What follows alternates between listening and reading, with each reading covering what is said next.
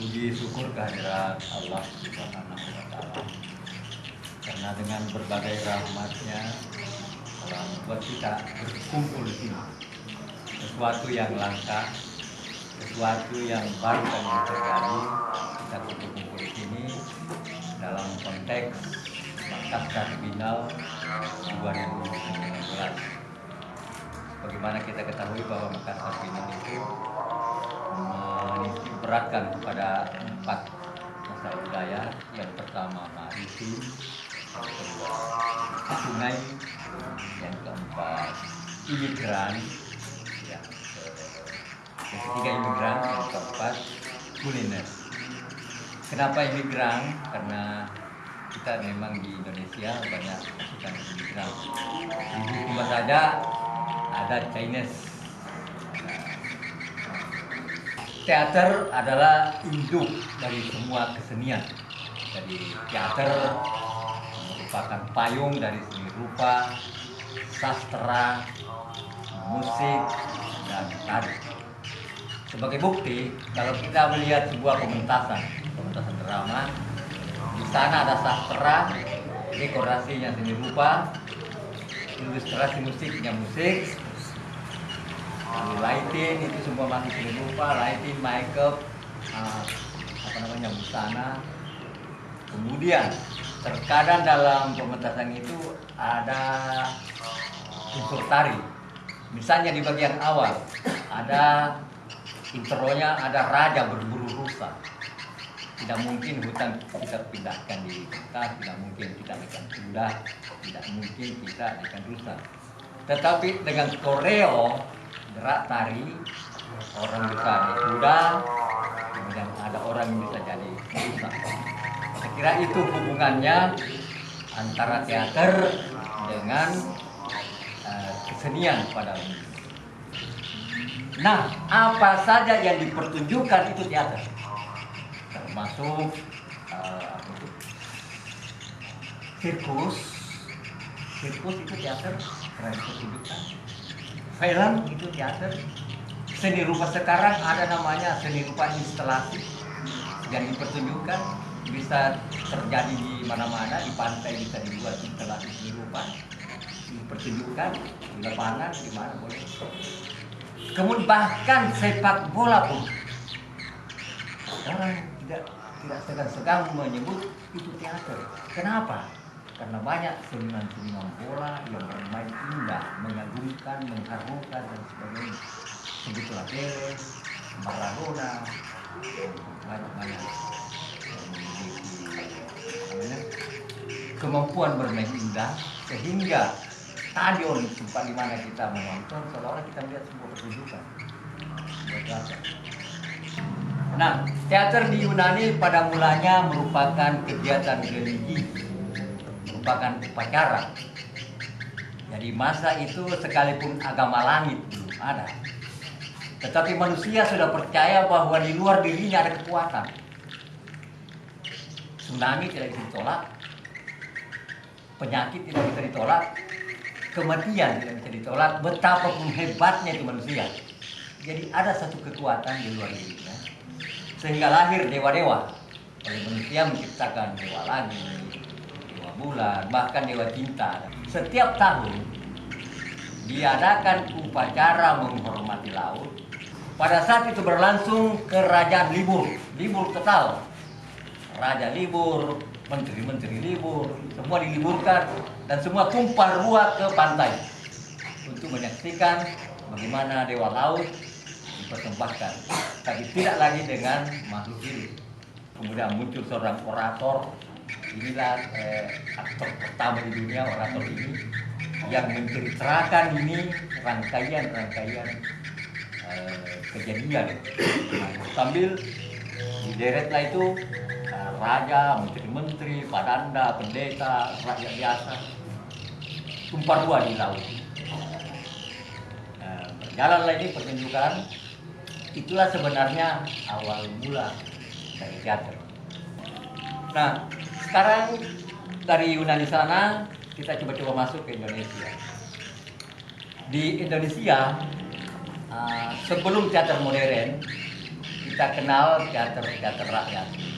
Ada ketoprak, ada ludruk, ada sandiwara, tonil. Kesemua ini tidak memakai naskah, belum memakai naskah. Hanya mengandalkan cerita. Misalnya yang diangkat si Jampang. Si Jampang ini seluruh orang Jawa sudah tahu siapa si Jampang. Siapa-siapa yang terlibat di dalamnya, ada company, ada istrinya, ada sahabatnya, ada banyak.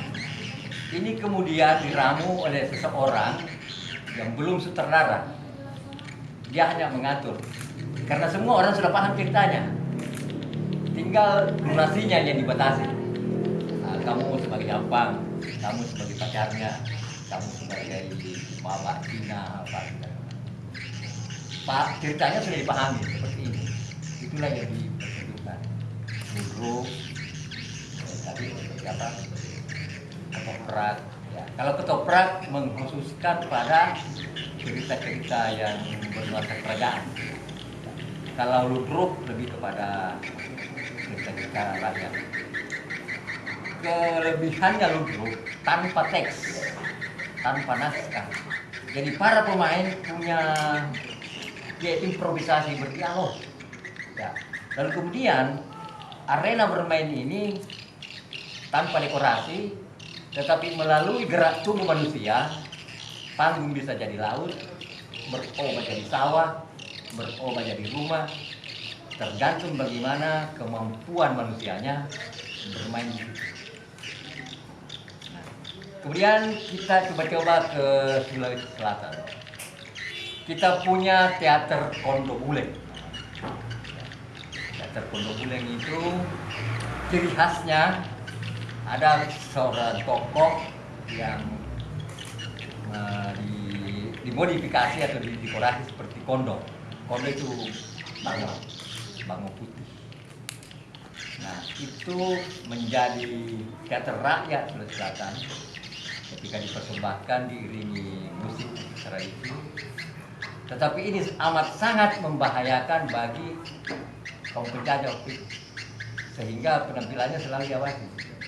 Karena melalui pementasan ini, semangat patriotisme bisa disulut, kritik pedas terhadap penjajah bisa dibesarkan. Ya, jadi sengaja diawasi dan sampai terjadi hal-hal itu yang bisa menggugah semangat rakyat untuk melawan pemerintah Belanda. Inilah salah satu kelebihan sebenarnya teater, karena dia mampu menyuarakan. Nah, di Bulukumba juga ada. Dulu ada namanya Pammaseri. Pammaseri itu berasal dari kata Mesir. Kebudayaan Mesir, musik dan tarian. Nah, di Bulukumba juga karena masuk itu kebudayaan sering ditonton, maka lahir kelompok Pammaseri. Ciri khasnya karena masa itu perempuan masih tabu untuk bergabung seperti ini, maka yang memainkan perempuan laki-laki itu dimainkan secara improvisasi, ya, tidak ada naskah, ya. Kemudian diiringi dengan musiknya musik rebana. Nah, ciri khas teater rakyat tidak punya naskah, semuanya dilakukan dengan improvisasi. Bisa dibayangkan betapa hebatnya orang-orang dulu itu tanpa harus ada naskah. Nah, saya coba di teater kampung, saya kasih judulnya ini, ceritanya ini, silakan. Tidak ada bisa. Kenapa? Terbiasa dengan begitu awal mengenal teater langsung dikasih naskah. Terbiasa dengan naskah. Ketika dicoba untuk berimprovisasi kata kalimat, capek saya, Pak. Dasar sudah ngomong ke begini. Akhirnya saya bilang begini, coba ibu buat ya, lebih cepat kau cerna melalui menghafal daripada spontanitas. Ya, karena sudah kebiasaan dengan nah, setelah kita bicara tentang teater tradisional, kita bicara teater modern. ciri khas teater modern di Indonesia ketika naskah teater sudah mulai ditulis. Jadi kalau ada pertanyaan kapan bermulanya teater modern di Indonesia, itu jawabannya ketika naskah sudah mulai ditulis dan dipentaskan. Itu ciri khas teater modern, memiliki naskah. Kemudian di dalam naskah itu berfungsilah sutradara, karena sutradara yang pertama kali mempelajari itu naskah. Setelah itu dia mengcasting, bagi-bagi pemain yang peran. Setelah itu diadakan sidang naskah, semua pemain duduk, dibaca itu naskah, dipahami ceritanya, lalu kemudian sutradara yang baik tidak menjadikan pemainnya robot, tetapi memberi leluasa kepada pemainnya untuk menangkap sendiri sukma atau ruh dari casting itu, dari permainan sendiri. Seperti itu yang saya lakukan selama ini. Lewat teater lah kita bisa menyampaikan apa yang kita rasakan bincang dalam kehidupan kita ya, melalui teater. Tetapi ketika teater berarti sesuatu yang indah, tidak semata-mata kita melontarkan secara verbal, tapi harus diperhitungkan dari berbagai sudut pandang, rupanya, musiknya, sastranya, meskipun di dalam pementasannya menggelitik, mencubit, apa. Nah, ciri khas teater kampung banyak mencubit, banyak menggelitik. Teater kampung itu ada ketika ada sesuatu yang mau disampaikan, tetapi karena kita tidak punya wadah, terpaksa melalui wadah teater. Dan ternyata banyak hal yang tersembunyi yang bisa kita gali dan kemudian kita ekspresikan dalam bentuk teater. Berdiri tahun 1979. Manusia yang terlibat di dalam semua buta huruf tentang teater, termasuk saya. Tidak paham itu apa itu teater. Satu-satunya modal mau berteater, mau mentas, mau bekerja. Ya.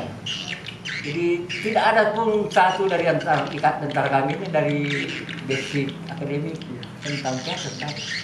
Semua orang-orang otodidak yang berkumpul dengan semangat itu tadi, mau menyampaikan sesuatu teater dengan semangat, mau berteater, mau berkesenian. Itulah yang melengket sampai sekarang.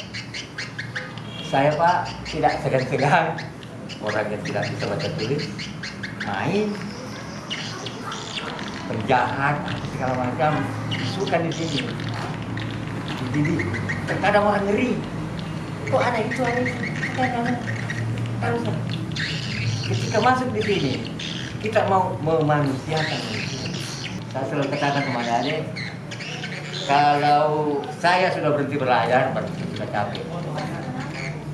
Dan saya selalu memposisikan diri sebagai orang yang bodoh, makanya selalu belajar, membaca gejala, membaca buku, membaca. Kira itu yang bisa saya sampaikan pada hari ini.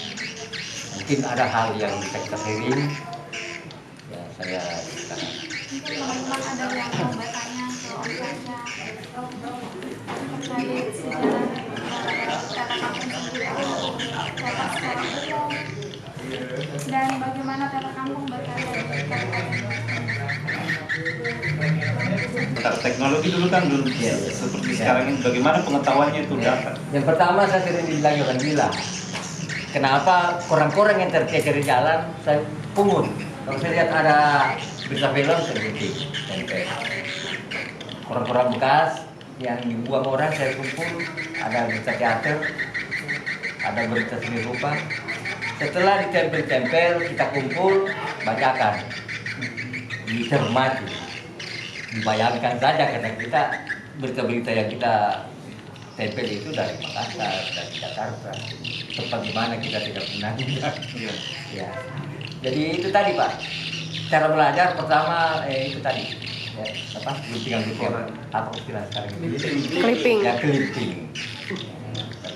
Dan saya tidak peduli harus ambil di mana, biar yang tercecer di jalanan, saya tunggu. Kalau kebetulan ada berita seninya, apapun itu, seni rupa, film, teater, ya semua yang berbau seni, belajar dari situ, kemudian belajar dari ya membaca buku yang ada, ya belajar dari mendengar, ya itu yang dibaca. Dengan satu catatan bahwa seorang Rendra pun yang pakarnya teater tidak sunyi dari kritik. Ya, jadi jangan pernah takut salah, jangan pernah takut. Bagaimana dapat inspirasi buat teater kampung? Bagaimana itu bisa didapat? Kenapa bisa langsung kita bentuk itu teater kampung? Ya. Jadi begini Anda, sebelum teater kampung ada, saya sudah berteater. Di teater Kumba, di teater Melati, teater Pola, bahkan ada dulu Institut Kesenian Sulawesi.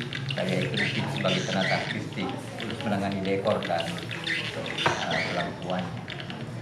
Lama-lama teman bilang, gimana kalau bikin sendiri? Ya bikinlah teater kampung dengan semangat mau menyampaikan sesuatu melalui teater. Jadi misalnya di sekolah Anda ada kebijakan yang Anda tidak sukai, Anda datang ke saya. Ini Om, unek-unek dari sekolah saya. Gimana kalau ini diangkat, dipertontonkan di sekolah, supaya hal-hal ini tidak terulang. Di situ teater bisa bicara. Ya, hal-hal yang Anda alami bisa disampaikan lewat teater dengan sentuhan seni. Jadi orang menonton tanpa tercubit, padahal kita sudah cubit. Ya, itu kelebihan dari teater. Ya, jadi teater itu refleksi dari kehidupan itu sendiri. Jadi kenapa teater kampung ada? Karena ingin merefleksikan kehidupan yang ada di dalam bentuk dokumen. Tadi sesi sharing dari Om Caca tentang sejarah dan seni, di mana Om Caca telah menjelaskan teater sebagai induk dari semua kesenian, di mana teater sendiri tadi berasal dari bahasa Yunani ya, takjub, memandang. Kemudian diartikan sebagai pertunjukan. Seni pertunjukan. Benar kan? Intinya Benar kan? dari Kebelungan. kuncinya tadi dalam berkesenian itu adalah tidak ada hal yang sulit. Intinya adalah bagaimana kita menjadi ikhlas untuk menjalani apa yang kita lakoni. Itu bukan hanya untuk kesenian saja, tapi dalam sendi-sendi kehidupan kita. Seperti itu. Sekian untuk kelas seni dan sejarah dan seni. Wassalamualaikum warahmatullahi wabarakatuh. Waalaikumsalam warahmatullahi wabarakatuh.